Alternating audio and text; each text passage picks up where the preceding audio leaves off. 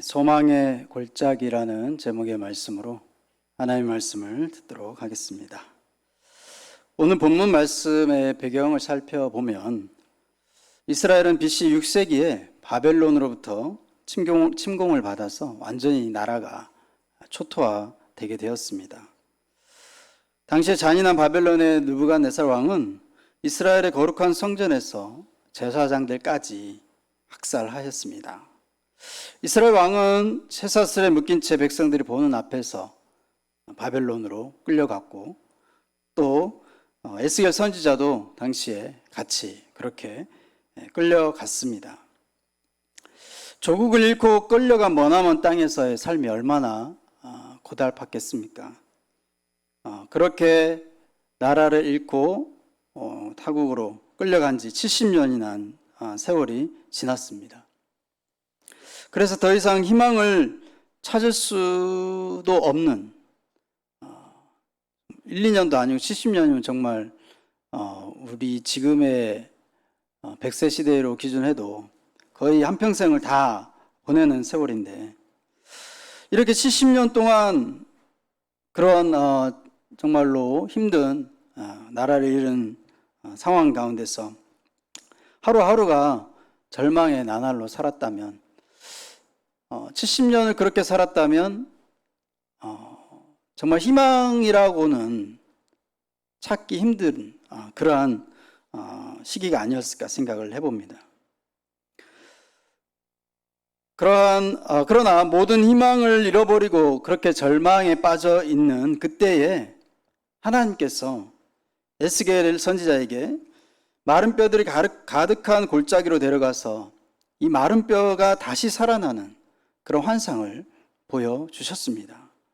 오늘도 우리에게 들려주는 이 말씀을 통해서 우리가 새로운 희망을 발견하고 또 소망을 선포하는 그런 복 있는 삶이 될 수 있기를 바랍니다.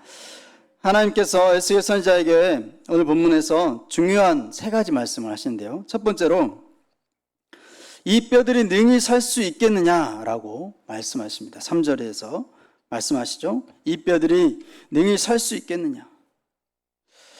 오늘 하나님께서 에스겔 선지자를 한 골짜기로 데리고 가셨습니다. 그런데 그 골짜기에는 이미 뼈들이 말라버린 그런 많은 뼈들이 말라있는 상태로 있었습니다. 뼈가 말랐다는 것은 그만큼 죽은 지 오래되었다는 증거겠죠. 이미 마른 뼈들이 그렇게 오래되어서 다 말라 있었고, 또 온몸의 뼈가 이렇게 다 분해돼서 머리, 팔, 다리가 다 따로따로 노는 그런 상황을 사방으로 그렇게 흩어져서 된 그런 생명의 흔적이라 찾아볼 수 없는 그러한 골짜기였다는 것이죠. 한마디로 그 골짜기, 에스겔 선지자를 데리고 간 하나님께서 데리고 보여줬던 그 골짜기는 절망으로 가득 찬 죽음의 골짜기였습니다. 여러분이 만약에 그러한 골짜기에 한번 딱 서서 그런 뼈들만 가득한 곳에 아마 서 있다고 한번 생각을 한번 해보십시오. 엄청 무섭겠죠. 엄청 두려웠을 겁니다. 에스겔 선지자도 마찬가지였어요.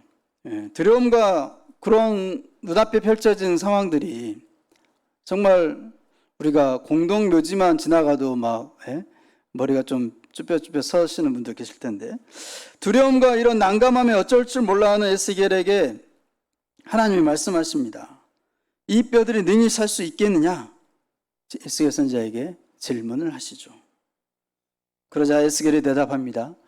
주 여호와여, 주께서 아시나이다. 그렇습니다. 우리가 병실에 누워서 산소 호흡기를 끼고 있는 사람에게 이 사람이 살 수 있겠냐고 물어봐도 우리가 의사도 아닌 우리가 대답하기가 곤란하잖아요. 그런데 죽은 지 오래된 뼈들을 보면서 이 뼈들을 살 수 있겠냐고 물어본다면 어떻게 대답을 하실 거예요? 같아요, 여러분들은. 뭐 에스겔은 나는 모르지만 주님 아십니다. 예.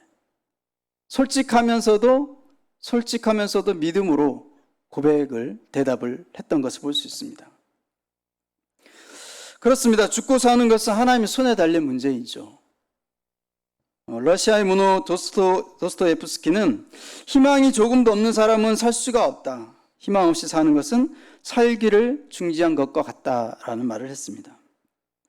에스겔이 본 이 마른 뼈의 환상은 오랜 노예 생활 중에서 모든 희망을 잃어버린 이스라엘 백성들의 모습이라는 것을 간접적으로 하나님께서 보여주신 것이죠. 도저히 그래서 소생할 모습이라고는 조금도 보이지 않는, 뼈가 말라 있다는 것, 아까도 말씀드렸지만 이미 죽은 지 한참이나 오래된 그러한 조금도 보이지 않는 소생할 기색이라고는 조금도 보이지 않는 그런 마른 뼈들을 보고 있을 때 하나님의 음성이 들려왔습니다. 이 뼈들이 능히 살 수 있겠느냐라고 물으시는 이 하나님의 질문은, 이 뼈들이 다시 살아날 것을 너는 믿느냐라는 것이죠. 절망이 변하여 이 절망 같은 그 마른 뼈들을 보면서 절망감밖에 못 느낄 텐데, 이 절망이 변하여 소망이 될 것을 믿느냐라고 질문하시는 거죠. 그래서 이 마른 뼈들이 다시 살아날 비전을 네가 가져라라는 그러한 의미로 질문을 하시는 것이죠. 1964년 노벨 평화상을 수상한 마틴 루터킹 목사님, 아마 한 번쯤 다 들어보셨잖아요. 그 마틴 루터킹 목사님이 노벨상을 받기 한 해 전 1963년 8월 28일 노예해방 100주년을 기념해서 워싱턴에서 열린 평화대행진에서 외쳤던 유명한 연설이 있죠. 나에게는 꿈이 있습니다. 영어로는 I have a dream. 그런 유명한 연설이 있죠. 나에게는 꿈이 있습니다. 영어로 물론 했겠지만 우리가 영어로 할 수는 없었기 때문에 한글로.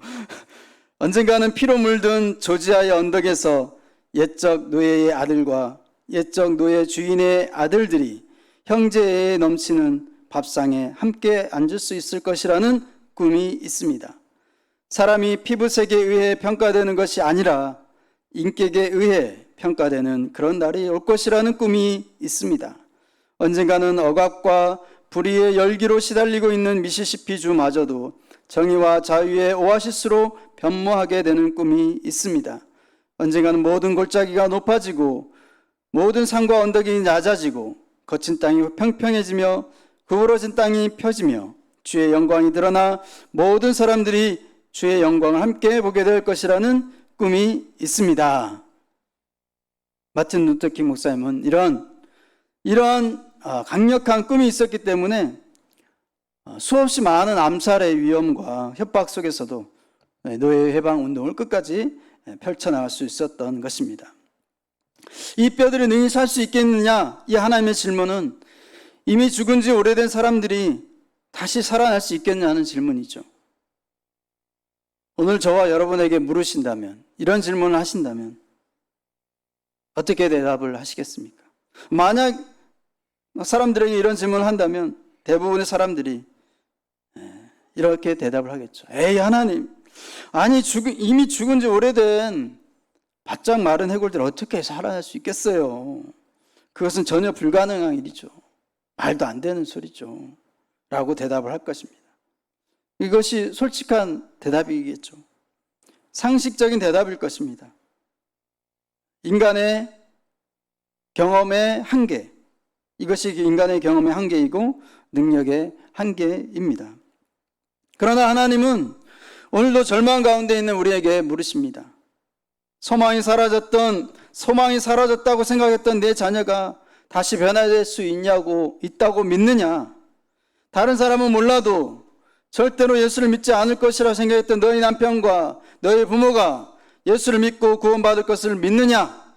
지금까지 해결이 안 됐던 직장과 사업의 문제가 해결될 것을 믿느냐? 지금까지 계속 낙방해 오던 시험에서 합격될 것을 믿느냐? 의사가 암이라고 판정한 내 건강이 회복될 것을 믿느냐? 이러한 여러 가지 신앙과 삶의 문제들에 대한 물음에 대해서 나는 못해도, 나는 할 수 없어도 하나님께서는 하실 수 있습니다라고 고백할 수 있기를 바랍니다. 에스겔 골짜기 마른 뼈와 같은 인생이라고 느껴질 때에도 우리는 믿음의 눈을 열어 하나님을 바라볼 수 있기를 축복합니다. 아프리카의 선교사 한 분이 선교 대상 지역을 답사하는 도중에 길을 잃어버렸습니다.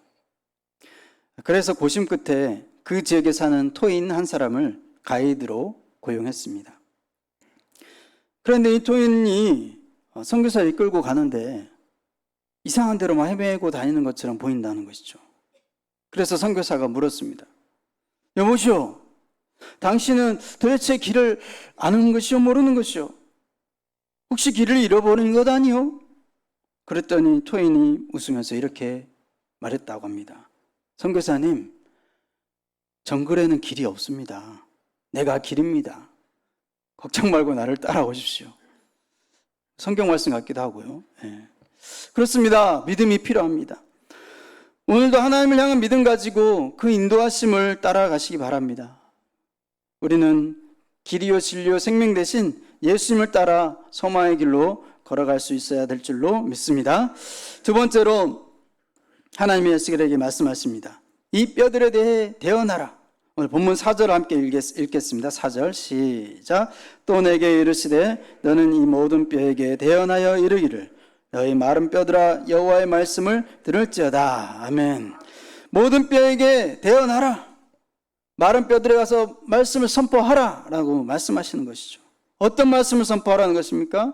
5절에 보면 주 여호와께서 생기를 너희에게 들어가게 할 것이니 너희가 살리라. 생기를 너희에게 들어가게 할 것이니 너희가 살리라. 그리고 6절에 너희 위에 힘줄을 두고 살을 입히고 가죽으로 덮고 너희 속에 생기를 넣으리니 너희가 살아나리라. 또 내가 여호와인 줄 너희가 알리라 하셨다라는 말씀을 선포하라는 것입니다. 에스겔은 그 말씀 그대로 대언했습니다. 믿음으로 선포했습니다. 7절에 보면 에스겔이 이 말씀을 대언할 때에 소리가 나고 움직이며 이 뼈 저 뼈가 들어맞아 뼈들이 서로 연결되었습니다. 널브러져 있던 그 뼈들이 원래 자기 그 뼈의 위치에 맞춰서 타닥타닥 이게 움직였다는 거죠. 맞춰져서. 그리고 뿐만 아니라 그 뼈에 힘줄이 생기고 살이 오르며 가죽이 덮이게 되었습니다. 그리고 큰 군대가 되었습니다. 힘없이 여기저기 널브러져 있었던 그 뼈다귀들은 하나님의 큰 역사를 위한 예비된 군대였던 것입니다. 하나님의 말씀이 들어가면 하나님의 군대가 됩니다. 주님의 군사가 되는 것입니다. 그렇기 때문에 우리는 삶이 힘들수록 더 적극적으로 하나님의 말씀을 들어야 합니다. 에베소서 6장 17절에 하나님의 말씀을 성령의 검에 비유합니다. 우리의 혼과 영과 및 관절과 골수를 찔러 쪼개는 저의 날선 예리한 검, 그것이 바로 말씀이라고 우리에게 가르쳐주고 있습니다. 그렇기 때문에 우리의 육신의 병이 들었을 때에 의사가 그 부위를 수술해서 깨끗하게 고치는 것처럼 우리의 영이 나태해지고 게을러지려고 하는 그런 병든 심령이 될 때 하나님의 말씀이라는 이 성령의 검으로 우리는 깨끗하게 고침을 받아야 될 줄로 믿습니다. 하나님의 말씀이 선포될 때에 생명의 역사가 일어난다는 것입니다.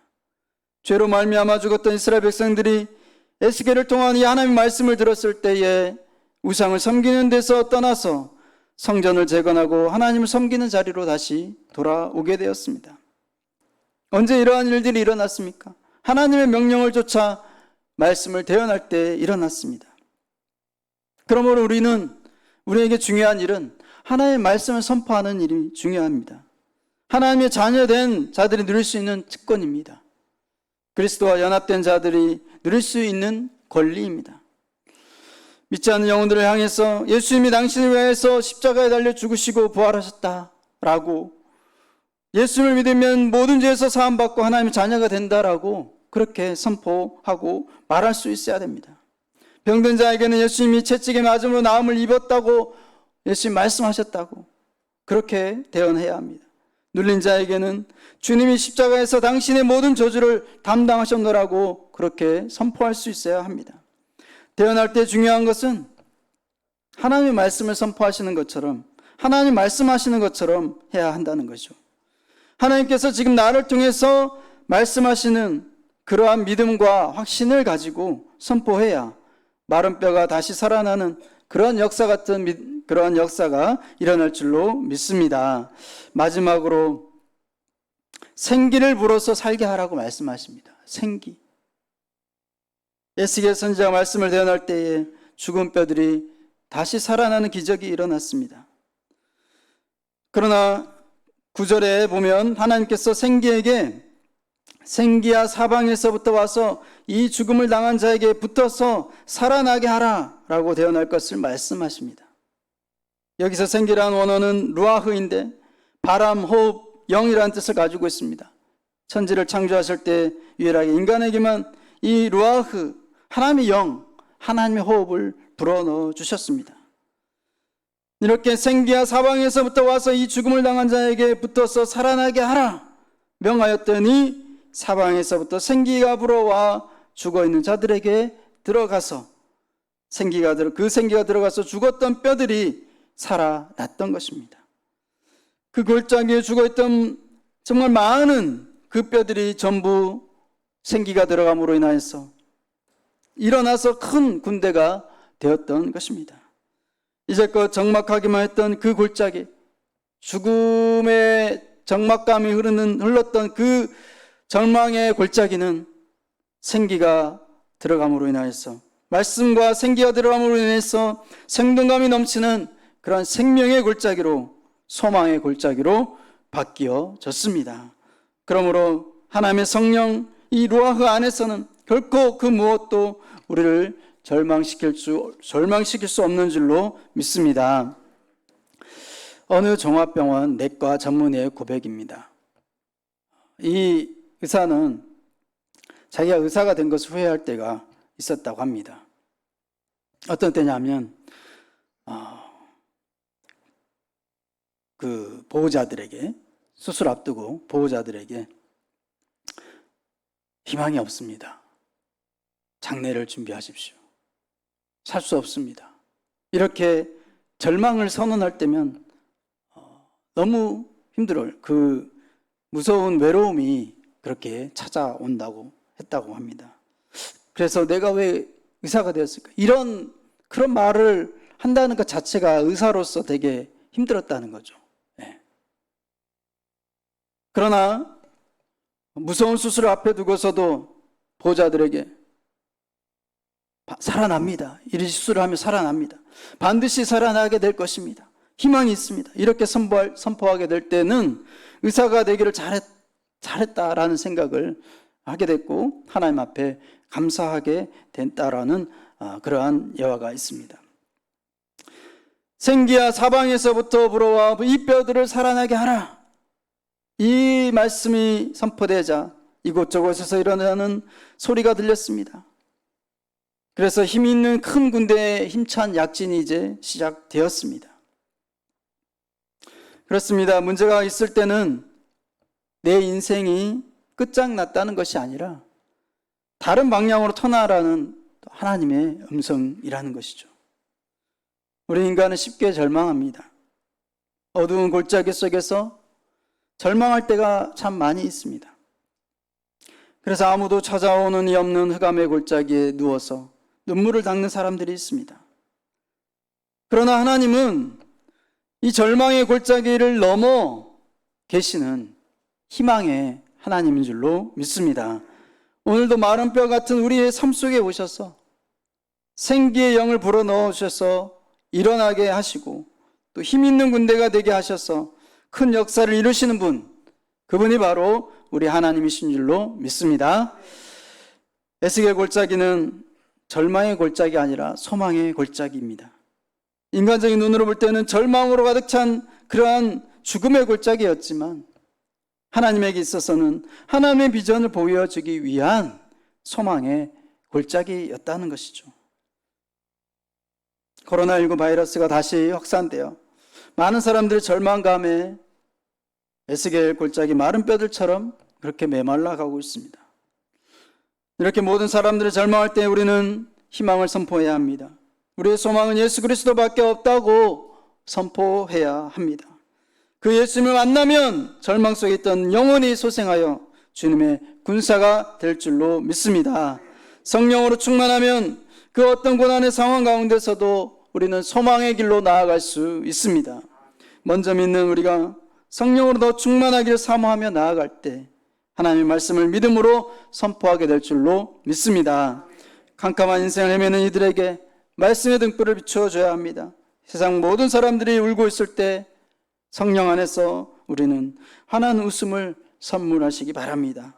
우리의 모든 눈물을 기쁨으로 바꾸시며 우리의 모든 절망을 희망으로 바꾸시는 하나님의 크신 역사가 여러분과 저의 삶 속에 늘 함께 하시기를 주님의 이름으로 간절히 축복합니다. 기도하겠습니다.